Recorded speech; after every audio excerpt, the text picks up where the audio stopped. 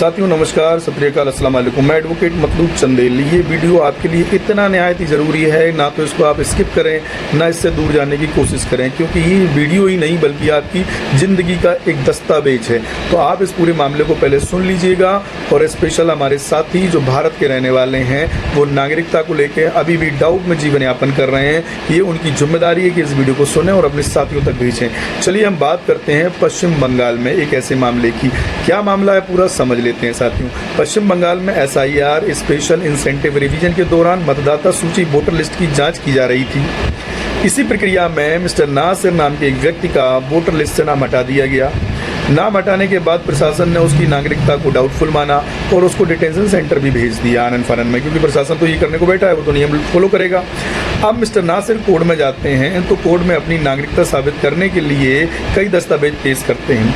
तो जब दस्तावेज कोर्ट में पेश करते हैं तो वो दस्तावेज क्या होते हैं आप भी सुन लीजिए। वही दस्तावेज लगभग आपके पास भी मौजूद है। एक दस्तावेज है आधार कार्ड, जिसको पेश किया जाता है, ये कहा जाता है कि ये हमारा आधार कार्ड है।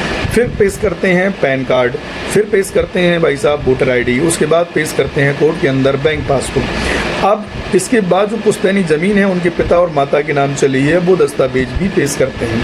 अब कोलकाता हाई कोर्ट का बयान क्या है, ये बहुत महत्वपूर्ण है। ये कोलकाता हाई कोर्ट का बयान नहीं बल्कि आने वाले समय में ये सुप्रीम कोर्ट का भी बयान होने वाला है, और ये बयान लगभग सरकार का पहले से ही है। तो फिर जब पुश्तैनी ज़मीन में तो हाईकोर्ट कोलकाता क्या कहता है, ये महत्वपूर्ण बात सुनिए। इन दस्तावेजों को नागरिकता का पुख्ता सबूत नहीं माना जा सकता है, क्योंकि सारे दस्तावेज क्या हैं कोर्ट ने बताने का पूरा क्लियर किया है, कोशिश भी की है। आधार कार्ड क्या है, पहचान पत्र, आपका आइडेंटिटी प्रूफ है, जिससे कि आप ये पहचान करते हैं आप फलाने हैं। पैन कार्ड है, आपका टैक्स से जुड़ा हुआ दस्तावेज माना है। वोटर ID को क्या माना है, वोटर ID वोट डालने का अधिकार माना है।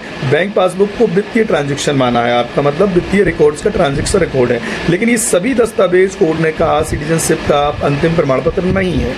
आप समझ गए हैं। नागरिकता साबित करने के लिए क्या जरूरी है, आमतौर पर भारत में नागरिकता साबित करने के लिए एक ही डॉक्यूमेंट्स है, जिसका नाम है जन्म प्रमाण पत्र, हम लोग बर्थ सर्टिफिकेट्स के नाम से भी जानते हैं।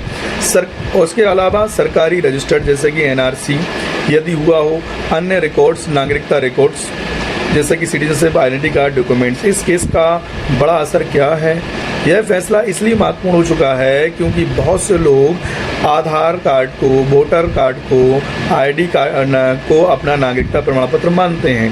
कोर्ट ने साफ किया है कि ऐसा नहीं है। भविष्य में ऐसे मामले में सरकार और कोर्ट सख्त जांच कर सकते हैं, ये भी समझ लीजिए। बहुत फ्यूचर क्लियर कर दिया है। तो सरल भाषा में इसको मैं समझ लेता हूँ और आपको समझा देता हूँ कि आपके पास आधार या वोटर ID होना यह साबित नहीं करता कि आप भारतीय नागरिक हैं, यह सिर्फ आपकी पहचान को दर्शाता है। अगर आपको भारत का नागरिक साबित करना है और इस पर आपको सोचना चाहिए कि आपको जन्म प्रमाण पत्र से संबंधित दस्तावेजों को रखना है, पुराना NCR हुआ है उसको अपने पास रखना है, तब आप भारत के नागरिक साबित होंगे। अन्यथा आपको बाहर का रास्ता दिखाया जाएगा और बाहर का रास्ता डिटेंशन कैंप का होगा। और ये मत समझिए कि ये मामला केवल पश्चिम बंगाल का है, ये सारे राज्यों पर लागू होगा, क्योंकि ये हो चुका है। SIR पूरे देश में हो रहा है और इसमें छटनी की जा रही है। आने वाले समय में ये एक बहुत बड़ा मुद्दा बनने वाला है। तो साथियों, इस वीडियो को मेहरबानी करके, कृपया करके और सारे गरीब लोगों तक भेजें, जिससे कि उनकी जान बच सके। ये दिक्कत आप मत सोचिए, बहुत जल्दी आपके दरवाजे पर आकर आपकी कुंडी बजाने वाली है, और जब आपकी कुंडी बजेगी तो आपके दिमाग की भी घंटी बज जाएगी।